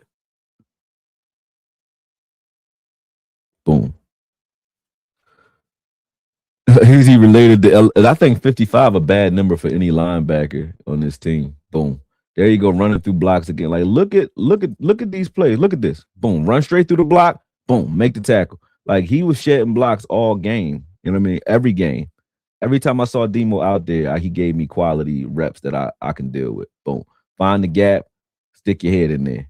Like he was doing that. He does not fear injury, and that's why he's been injured. But he don't fear injury. Like look at these plays. Look at him shooting gaps, man. I love that play. Somebody told me last year. I think I was talking to John Owen. He was like, "Oh, you gave him credit for that." I said, "Yeah, I gave him credit for that." He said, "Oh, I don't." I said, "Wow." You know what I mean? I don't understand why you wouldn't get credit for that. But it is what it is. Boom. All right, let me see. What's one more play I liked that was in this Vikings game I didn't see? It's not this one. Look at this. He has the ability to flow sideline to sideline. So Demo can easily be your middle in this defense. He's one of your middle linebackers. You need one more. You need two more, but he's definitely a guy that I think healthy this season gonna be just fine. Like just fine. Look how easy he shed that block. Boom. Easy, quick. Nothing. Go get it. Go get it. Right here, same thing. Shoot the gap. He gonna have plenty of gaps to shoot this season due to the fronts that he's gonna be playing with. But he'll shoot the gap. That's a missed tackle, folks. You know what I'm saying? That's a missed tackle. But what happened as a result of it? He busted the play up. You know what I'm saying? So that's what I mean when they say his missed tackle percentage was high. In that game, his missed tackle percentage out of the tackle attempts, he had 22% missed tackle percentage. That's because 2 out of the 10 tackle attempts he missed. But look at the ones that he missed. They resulted in the ball being stopped. So that's why I don't look at those stats and run with them, because they are very misleading. Very misleading. So yeah, no, I don't understand what people be talking about. Okoye, maybe you'll do a tier giveaway, a pair of boxing gloves, the Cowboys football or something, then the jacket. Yeah, that might be a good idea. Sadiq's gonna be mad you say that though, but that might be a good idea because I do love this jacket. If I'm still wearing this jacket this year, it's because I ain't make it to the threshold that I'm looking for. But yeah, that is a good idea though. But that football, Emmitt Smith, Emmitt Smith, and Ray Lewis share a birthday. I won't tell you. It's coming up too. I won't tell you what the date is. I'll let y'all figure it out. But that's why I got that ball. I used to want to be Emmitt Smith when I was a young boy. Then I wanted to be Ray Lewis when I was a little older in high school. And my first when I was in JV, I was so crazy. I kept on. I didn't have shoes that was the right size. Right, I had no money. I was a young boy. I was broke. right? I had no cleats that was the right size. So I'll go to practice and I would just tackle the tackling dummy, right? Just kept tackling the bag. Then this boy named Kevin, I think, quit the team and he gave me these goofy ass size 13s. I wear size 12 now, but at that time I wore size like 10, something like that. Right. So I had shoes on, cleats on that was 3 inches too big, running around with these big goofy ass feet. Right. And my coach sees me when I first started practicing. He lined me up against Teron Ellerby. And these dudes is bigger than I am today as a grown man. Like they was bigger than me as kids. Like, and Teron Ellerby and Ramon Mills were monsters. Like they was big as shit. Like 6'3", 250, everything, 270. Teron Ellerby probably was like 270, 280. But he's like, yeah, you want to be linebacker? I said, yeah. I said, linebackers got to be able to take on guards. But he made me put my hand in the ground with big ass cleats on. I got pancaked by Teron Ellerby probably like 6 times straight. And my goofy ass, because I don't feel nothing. Like I ain't feel no pain. I'm like water boy. So my goofy ass is like happy because I finally, got on the field, right? I'm happy as hell. Everybody else think I'm in pain. I'm like, nah, I'm thinking I'm learning something. He was trying to embarrass me. I was too goofy to understand that that's what he was doing. I was happy to be out there playing. And the long story short, I wound up making the team and making the from my freshman year, I made varsity. Right, I made on the varsity team because they like this dude like Bill, but he a psycho. Like you hit him, he happy. I was happy as shit because I didn't know. I didn't know what he was doing. I was like, hey, this is what I gotta do. All right, bet I'm gonna play. So it was funny it's funny now, but it was funny then, you know what I mean? But it's funny to me now because it's like I'm like Mr. Magoo, man. Like I've been in I'm not trying to like mess the video up there, but I've been in so many positions in life, not just in football. Like when I was in the streets, right, I don't know why I'm alive. God love me, man. Because when I think back now, I've been walked to my death, especially in the streets, several times, and didn't know that that's where I was at. And that's the only reason I'm here is because I had no clue that that's what they were doing. You know what I mean? But now when I'm a little sharper now, I'm like, damn, he's trying to kill me. I didn't know. You know what I'm saying? So that's just funny to me, man. I love life, man. But that was just funny. And I've been in a lot of situations like that where I think back later, like, oh, he was trying to get you. Why he do that? You know what I'm saying? But he was trying to make an example of me. But what it did was it made it look like I was just like super resilient because I just kept getting up, kept lining back up. Like, all right, well, I'm gonna get him next time. I was 180. I was never beating him with my hand in the ground when he had. First off, it was my first day of practice. Never was going to beat him ever. He had me by almost 100 pounds, and he kept grabbing like right under my shoulder pad, so my neck was going back. And he would lift me up and boom, pancake me. And I was like, that wasn't shit. So let's do it again. Do it again. Do it again. I kept doing it. I was like, yo. But I wound up making team because they like, this nigga crazy. He crazy. No, that's really oddly funny to me to this day, man, because I really didn't know. It's like Superman getting shot in the face and he don't know what guns are. You know what I mean? Like, you don't know they trying to kill you. Like, nah. I mean, like, I like this guy. I was telling him I liked it. And I was like, yo, this is crazy. Give me more. Like, can we do it again? You want to do that again? Yeah. I'm gonna get him this time. No, you're not. You ain't never gonna win this matchup, dog. God damn. Oh, man, it's like taking a corner and putting them against a defensive tackle or lineman, man, or offensive guard. It's not, you never winning that matchup with your hand in the ground. I don't give a fuck how tenacious you are. You're not winning that. You know what I mean? I kept trying, though. I was like, they was like, oh, he is crazy. Let him play. And I had them goofy ass cleats on, so it was like I couldn't do nothing about it, man. I think I heard it. I think he got tired. I could really play football too. I'm very good at football, man. Like I've been MVP since I was like Pop Warner, all that. But I just was like, yo, he had me. He had me. That was funny. Damn. That's funny. Oh man. First time I ever experienced being shot, I was 7. That was the 80s were a wild era. Yo, man. Yeah, like I said, I'm gonna get into some more film in 1 second, but real life, man. I used to do wild shit, like real crazy shit, right? And I was very good at it. But people would think like I was like Doc Holliday or something because they thought I was just like not scared of nothing. I wasn't scared because I didn't know what was happening. I didn't know where I was sitting at or how real shit could get real fast. You know what I mean? So a lot of things I walked out of because I didn't know what I was walking into. You know, so like I said, God kept me during those times, man. So I'm very grateful to be sitting here. I ain't gonna lie. And I ain't gonna tell all the stories, but I can just tell you, like, whether it be police or the streets or fights, all types of shit, man. It's like I really am happy to be here. For real. For real. You're in Philly, right? I'm from Philly. I'm in Jersey currently, but I'm like 15 minutes outside of Philly right now. They said, "Are you going to draft live, or am I am I wrong on local?" No, I'm probably gonna do the draft. It depends. Like I got to drive to Cincinnati because I got to fight this week with one of my fighters. I don't know. Matter of fact, let me see if the matchmaker gave me the address because I need to know how far the drive is, so then I know when I'm leaving. I actually just got an offer for another fight. Oh man, it's a lot. My phone popping. Okay, cool. Boom, boom.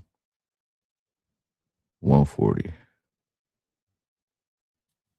All right.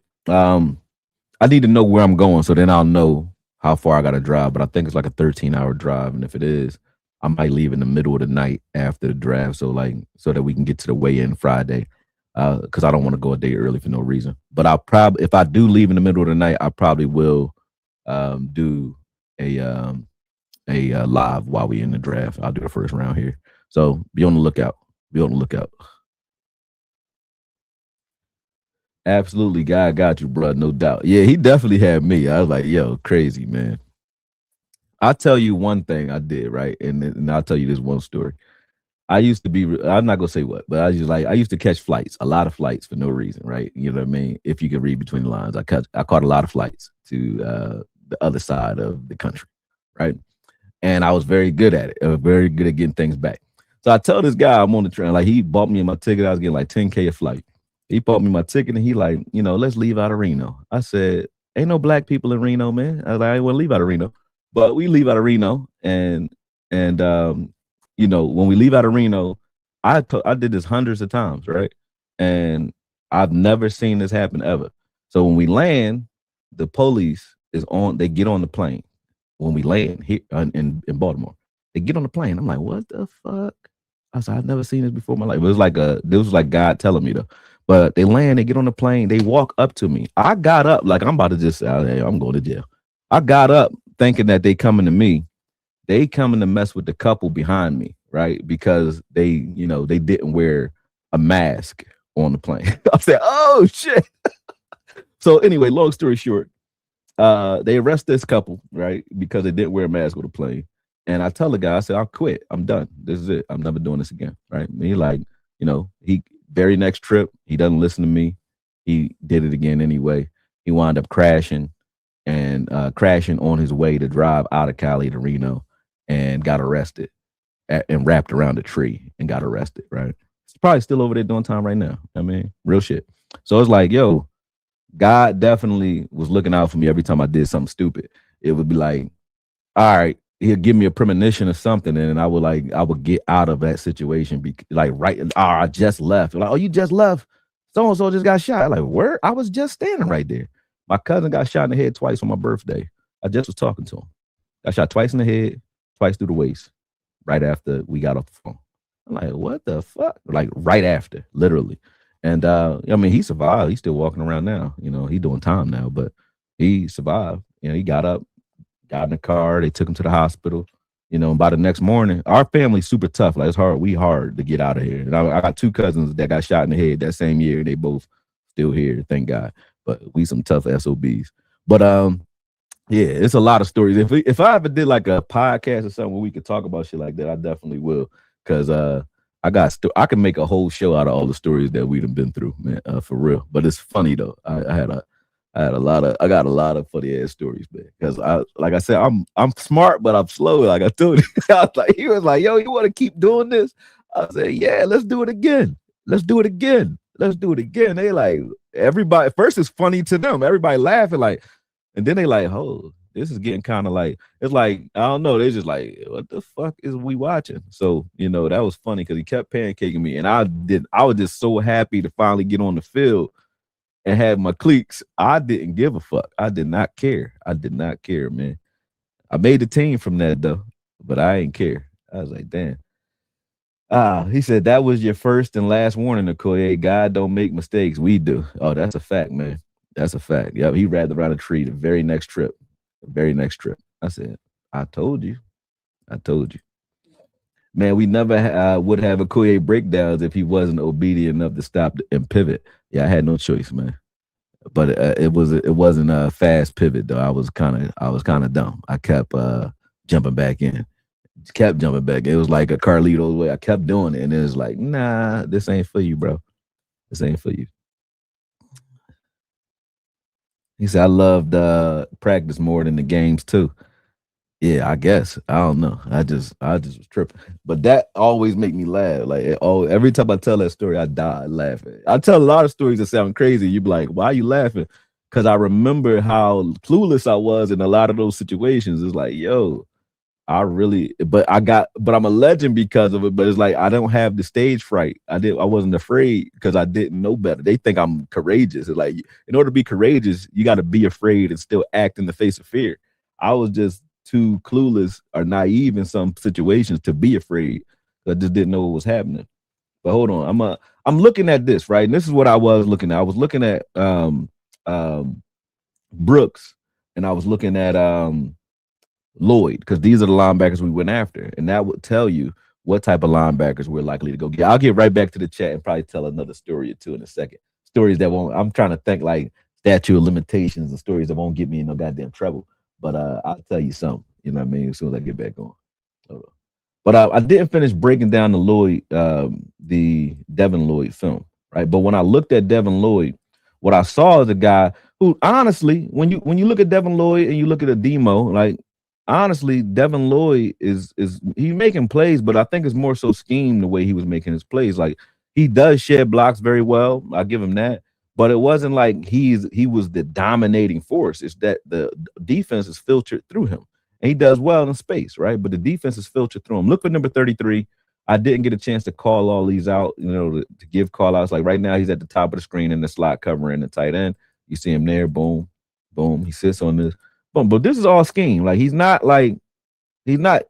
doing things extremely great. Like, what I mean? I see a guy that's just a workhorse. Beast, very strong, stout at the point of attack, and mean. I do like that. But when I see him, I see guys like Demo, like Hill Jr., those types of guys. That's what I see. That's what I see. Boom. But he's mean. I'll give him that. He's mean, and it's hard to run on him because he sheds blocks very well. But as you can see there, he guesses the wrong gap here, right? But I'm not beating him up because I think that he's great. But this just shows you what type of linebackers the Cowboys want. If they were willing to go after him, this is what they were looking for: a smart, physical linebacker. And then after that, they went after Brooks. And I don't want to give too much because I'm doing a breakdown on this, so I'm not going to go too long with this because this is all raw film. I'm just showing you the types of guys they're looking for. I'm going to show you Brooks real quick. I'm breaking down Jordan Brooks right now too. Jordan Brooks and Branch.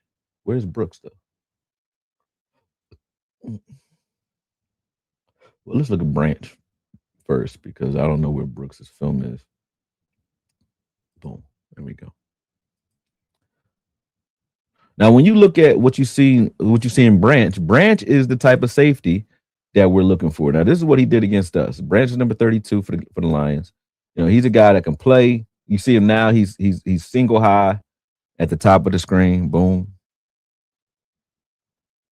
Make a good play right there in space. Great. Cool. But Branch is a guy that reminds me a lot of Caleb Downs and Thiemann, a guy that you can see a little bit of everywhere. Now he's at the bottom of the screen. Let me remove myself so you can see him. Now he's at the bottom of the screen. Let's see what he's doing there. But you see how he goes across the screen. Now he's covering CD on his own, and they trust him to do that on his own. Now he missed that tackle, came back and got it. But you see what type of trust they give him. Just watch this. This assignment is crazy. So he's in man, disguised as zone. He's disguised as playing single high zone, right? But he's following CD across this drag. Look at that, boom. He gets that rub route right there, boom, gets in his way. but he has to make that type of a play in space. That's a very tough assignment for any safety. That's a tough assignment for a corner, let alone a safety. And having a guy like Thiemann and Downs, Emmanuel McNeil Warren, it tells you like this is the type of safety they're looking for. A guy that's a lot like Jalen Thompson as well, who does these types of things too. So we already have one. Keep that in mind. But these are the type of safeties they're looking for. He's single high right now. See what he does with that. Boom. He gets over the top of he's just over the top of Ferguson right now. Single high. Look at this. Boom. Stay over the top of this. Boom. Work his way back to the middle. Changes the directions very well. Now this play, I think this play I liked. Yeah. So this play, he sunk to the flat because he was supposed to, right? But watch what he does here. He knows what they're trying to work behind him. You remember that play I just gave you from Bland? And I said, look, this is a crazy play from Bland as a nickel. This is a safety doing that same thing. Boom. Put his foot in the ground. Go get it. Remember this? Let me show you the Bland one.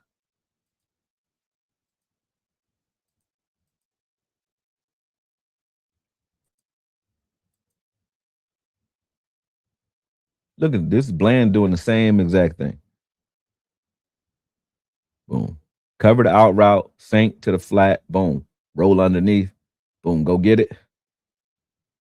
My recall is crazy when it comes to stuff like this because like once I see something, I know where I saw it. But it's the same thing. And so did Jalen Thompson does this too. He did this on a play as well for the Arizona Cardinals. But I remember this game, and this is probably one of the best career games that Branch ever had. And I watched how many different places they used him in this game, and that was wild to me. Watch this, boom. Right there, just robbing the seam. So you see him in the middle of the screen right now. He's right here. Boom. Look at the chat that's on the screen, and you'll see him. He's right there. Boom. It's right there. He's robbing the seam. So he's watching that in breaking route, robbing the seam here. He's supposed to be on Brooks. He doesn't pick up Brooks. Dak sees Brooks wide open right now, but he doesn't see what's happening on the other side of the field. So that almost became an interception because when Dak went to go throw the ball, because of Schoonmaker, who couldn't even get off the line, that caused almost an interception. Schoonmaker couldn't get rid of this guy. Look, this is why Schoonmaker never gets to play, because Schoonmaker's supposed to be gone already. But Dak doesn't notice he's still there. Boom, and throws his ball. That's supposed to be a wide open play. Almost turned it into an interception because of Schoonmaker's dumbass. You get what I'm saying? Boom. Not dumbass. Sorry, Schoon. It's trash. But here we go. He's just guarding the tight end on that play. That's him over there on Ferguson, one-on-one. This is him blitzing. Boom, they get the ball out pretty quick, but he's blitzing right there, gets in Dak's face. But they used him a little bit of everywhere, and I said, this is like a nickel safety. You know what I'm saying? You're using him the way they want to use, guys like Devin Witherspoon and Nick and Minwari, right? They're using him like that. He's everywhere. Right there, he runs the alley, comes down to get Dak from the top, from single high, and gets there. And these are the type of plays that we're watching from Downs, and we're like, damn, look at all the range that Downs has. So it shows that this is the type of safety they're looking for. This is what they're looking for as safety, a guy that could do it all on the opposite side of Jalen Thompson. And that tells me that Hooker probably won't be here when it's all said and done, because if they get another one that can do this, like, where do you put Hooker? Hooker I don't think he plays if that's the case.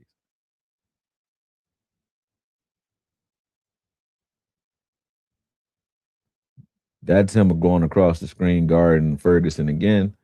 But you can see he's just shutting guys down, man, the whole game. He's going to get another interception in this game, too. But, yeah, I'm not going to show all that either because I'm doing a breakdown for it, and you guys probably can't even follow who I'm talking about. So just wanted to show that real quick. Let me see. Let me see what you're saying. Said, salute to you, bro. You here for a reason, just like I am. God just got a better plan. I've been pronounced dead 3 times, 3 different times, shot in the head and crazy accident, but God has a better plan. LA Dot. Yeah, right. He definitely got a plan. I'm glad you're here too, bro. For sure. Good point. Not being aware of danger is a thing. Yeah, it really is. It saves your life sometimes. Sometimes it's better to be ignorant than to know better. It really can save you in a moment of imminent danger. Yeah, because you be cool as a fan. They think that you like, I like this guy. I like this guy. He's crazy. I'm not. I just don't know what you was talking about. Anybody know who the OC is? They say this guy predicted the last 4 or 5 first round draft picks. Is that true? I know OC. He's a guy that's always with Boss Cowboy, the OC. Yeah, I know who he is. I did some shows with him. But I predicted him too. I think I predicted Micah Parsons. I predicted Mozzie Smith. The crazy Mozzie Smith ones, I predicted Mozzie Smith, and I said, at the time I thought he would be a better pick than Jalen Carter. And then Jalen Carter ended up on the Eagles, and Mozzie Smith ended up here. So everybody who kept watching the breakdown kept coming to me after saying, "Oh man, you a hater because of your Eagle." I said, "No, I did it before the draft. There was no draft."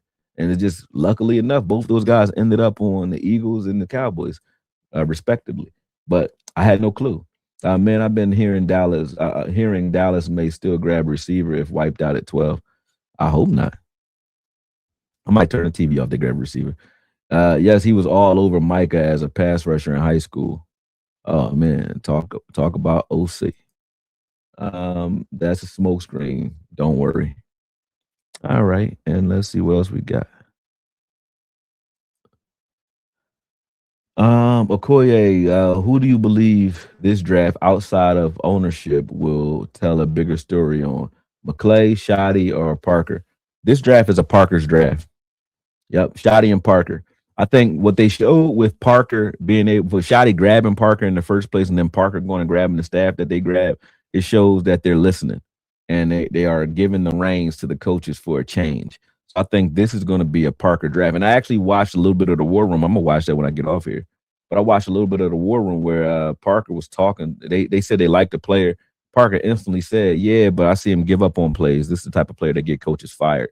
And then he shut the room up. So I said, they're listening to Parker. Stephen Jones just said on Dallas pre-draft conference that Pickens will have to play on that tag, and they're not talking about any long-term deals right now. Yeah, because of Mulugeta. They don't like this dude. He's going to have to play on that tag or he's not going to play. Okay? I've been looking at corners and safeties with the same move on one guy in the 4th or so. Who surprised me with the move was Demings. Also reminds me of Ramsey from UFC. I haven't been looking at any. I like Kamar. I haven't looked at anybody from UFC except for the boy Ramsey, Kamar Ramsey or whatever his name is, Kamari Ramsey. I heard a few months ago that the plan is tag Pickens 2 years straight. They're gonna tag him again next year, but they're gonna sign him next year when they tag him. But hey, he gets $60 million out of that. It's not everybody talk like the tag is like so horrible. You get paid ridiculous money off the tag. And just like anything else, if you get hurt, yeah, it's a risk. But if you get hurt, it's not like they think that you worthless all of a sudden. You know what I mean? You play good on the tag, they're going to shore you up. But you're getting 30 mil guaranteed this year, or 27 mil off the tag. Where do you find the War Room? I just saw a post on YouTube where it's just talking about Dallas Cowboy War Room. It was just a title of a video, and Christian Parker in the opening. Christian Parker said that in like one of the highlights. You know what I mean? Yeah, tag is fully guaranteed too. So it's like they act like that's like chump change. It's like, bro, you about to get 30 mil guaranteed to play. And then if they do it again, you got 60 mil for free. They just gave you 60 mil. And then somebody gonna pay you. If you do hit the free agency market after that, you're still gonna get paid, but not based off the CBA today. You're gonna get paid at the CBA then. You know what I mean? I agree with Koye. Pickens about to be on fat. Yes, facts. I think we've been on long enough, man. It's been an hour and 43 minutes. I gotta go take my dogs for a walk. I gotta check her out to make sure she ain't about to drop her load. But man, those stories had me cracking up, man. I definitely will tell some more of them soon. But that one in particular was funny because it was like, damn, that we wound up winning the championship. I think 2 years later in my junior year, we won a championship at Bach. I went to Edward Bach Vocational High School in South Philly. But I got arrested. After that story I told you, I got arrested for putting some kid, not a kid, or we use both kids, but I put this guy in a sleeper hold. I was trying to get into this art school called Kappa, Creative and Performing Arts, and all my cousins went there. And this is how Mr. Magoo I was. I didn't know that this was even crazy, right? I'll tell you this last story and I go. So I put in the application for Kappa. I go to Kappa, meet with the principal. The principal like, is your mom coming? I'm like, I don't know. But I'm 13, 14. So she thinking like, what type of 14-year-old books a session? And this is before the internet was all crazy. So he books a appointment with a school and really comes with all the stuff that they asked for. I had everything they asked for. I did it myself. And I didn't know how crazy that was or why she asked me that then, but it was crazy. But anyway, I got my portfolio or whatever, my art portfolio. I did the whole meeting. After the meeting, I meet my friends in the subway, and the kid punches through the portfolio because, you know, the girl I was talking to at the time, she held the portfolio up to block one of his punches. He blocked the punch and broke my canvas. So I chased him, put him in a sleeper hold. Wasn't trying to hurt him, but I put him in a sleeper hold, and he fell dead weight on his face after that. So it was like everybody thought that I was like this evil kid. I'm like, I was playing with him, and I just hurt him by mistake. But wound up going to jail in my freshman year. Didn't get into Kappa because of that, obviously, because everybody from Kappa heard about that. So I didn't get into the school, and the rest was like I had to work and go to football practice. So I probably would have played better on it. I probably would have been a better football player if I wasn't missing so much practice. I missed a lot of practice because I had to work from my freshman year all the way through my senior year to get off of probation because I had to pay off restitution. So, but we did still manage to win a championship. But I was never focused on football in high school because I had to work. I was in trouble. And it's not an excuse either. I'm still pretty damn good athlete. But yeah, I had to work. But our team that year was pretty good. It's just that we was all in the streets. Like we all was in the hood, should I say. Ramon Mills was 6'3", like 230, played wide receiver, safety, defensive end. He played everything, right? He was definitely being looked at. And he, you know, after high school, he punched, like right after we graduated, he got dared to punch a homeless man. And he punched this guy and killed him. And he just got out of jail probably like 5-6 years ago, after something from high school on. So he was in jail from then. All of my friends, they all was like robbing guys. They all got locked up. And then, like I said, Teron Ellerby, I don't know what he went to jail for. The guy who was pancaking me, he in jail too. I think he's still in jail now. You know what I mean? But that whole team was good. But we was like the longest yard or the rejects. The whole team was wild. Everybody. But he said, do you think trading back the number 20 for a third is what the Cowboys will do? For a third, trading back at 20 for a third round pick, I think the Cowboys want more middle round picks because there's a big gap between 92 and 20. You don't want to wait 72 picks to pick again. So I think the Cowboys definitely want to get in that space somewhere. Major slugger. They definitely do. Peace to everybody. Reezy, be safe too, man. Talk to y'all soon. And we out of here. Let me give y'all something to go away with. And we going from here, man. You know what I'm saying? If your wife don't love you like this girl love Buddy, go ahead and leave her alone, man. Joking. Looking gay, looking baby. I'm coming down in the heavy nigga crazy. Yo, and let the fire nigga neck me. Looking fine in the backseat. Woo, yeah. Get around the secret, girl. Yo, coming to pay. I'm gonna come in the cheek. I've been flooded, they're gonna pay. I'm gonna come in the peak. Yeah, I'm putting the phone, tuning the tone. Putting the color, cutting the gone, putting the tone. Yeah, I look into another pepper, the catch, cutting the clone, and the firing, and the pairing, the chick.